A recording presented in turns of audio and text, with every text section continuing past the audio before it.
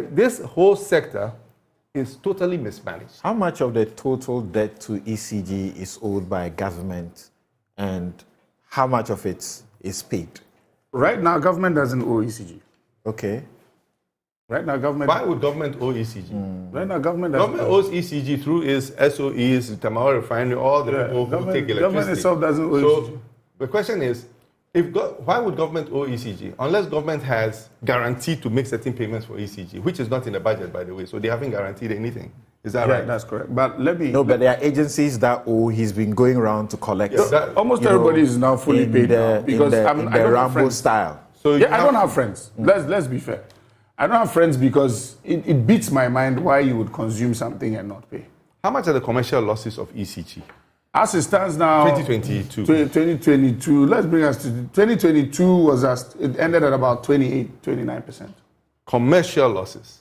So now it's always combined. Commercial and technical are combined. Let's move the technical out. So I can only speak from when I started. Okay. One of the reasons why we went through all what we've gone through is because I was trying to plug commercial losses. Now, ECG is digitalized from end to end. Your purchase starts, so no cashier takes cash in the office anymore. We've gone cashless. So it allows you to see the revenue as is. Now, secondly, where we are now as a company is when you're able to close such a gap, the next thing is to look at operationally and find out what the problem is. Tariff increment is not the solution to this problem, as we sit here. It's one of the solutions. It's not. Without the tariff, it is not. But if you don't if you are not invoicing the amount you are consuming, you won't collect any money. Big bro. Tariff increment now, as we speak, is not the solution.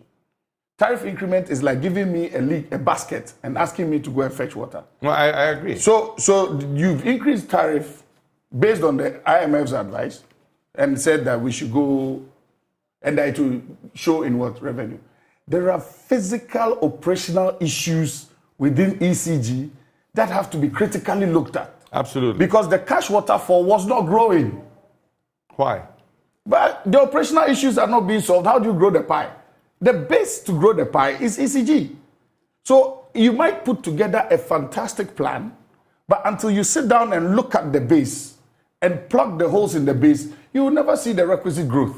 That's absolutely true. So what I then realized was, okay, let's look at our metering. Let me even start you off on customer numbers. Look, anybody who tells you this sector is not viable is a liar. It's a very viable sector, but our approach to business over the years, don't even bring government into it. It's ECG. Our approach to business over the years is what has brought us to where we are now. And we're not looking at a critical dynamic shift in how we do our business operations.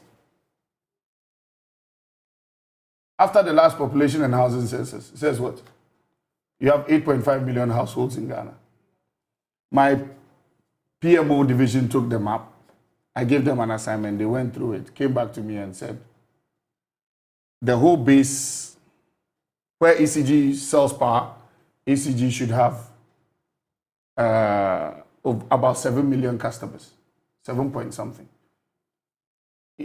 Our billing system says our total customer number is what? 4.5 million. It has been 4.5 before I joined ECG. It's still 4.5.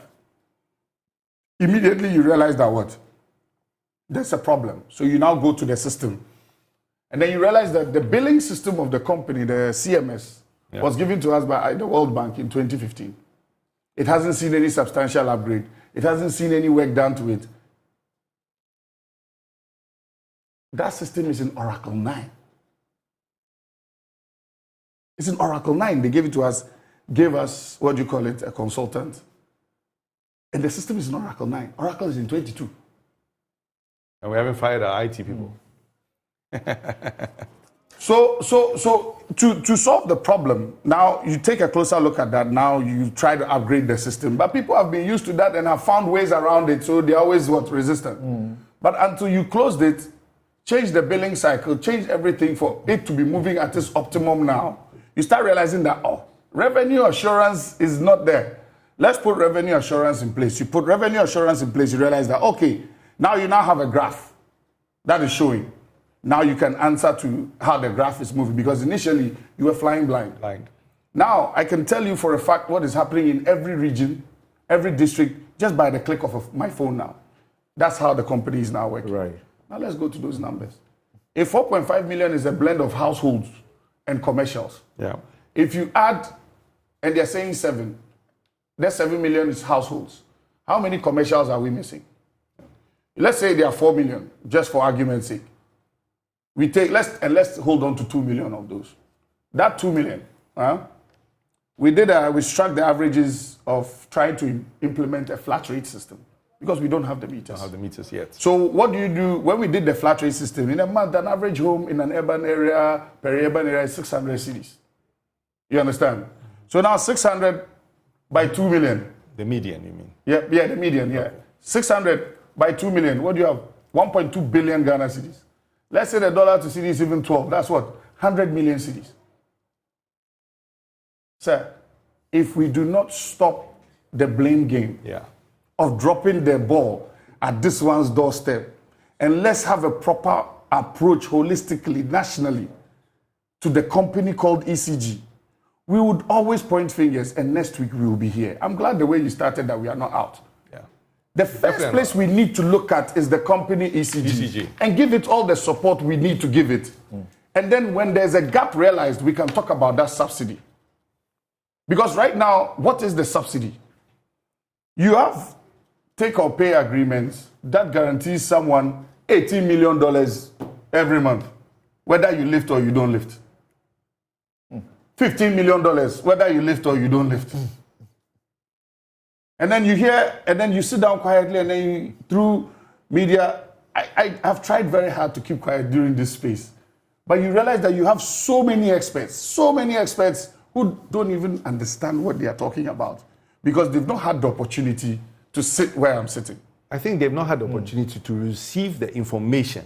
It's the lack of information that is causing people to maybe give you the wrong impression. You can ask everybody. I am very approachable.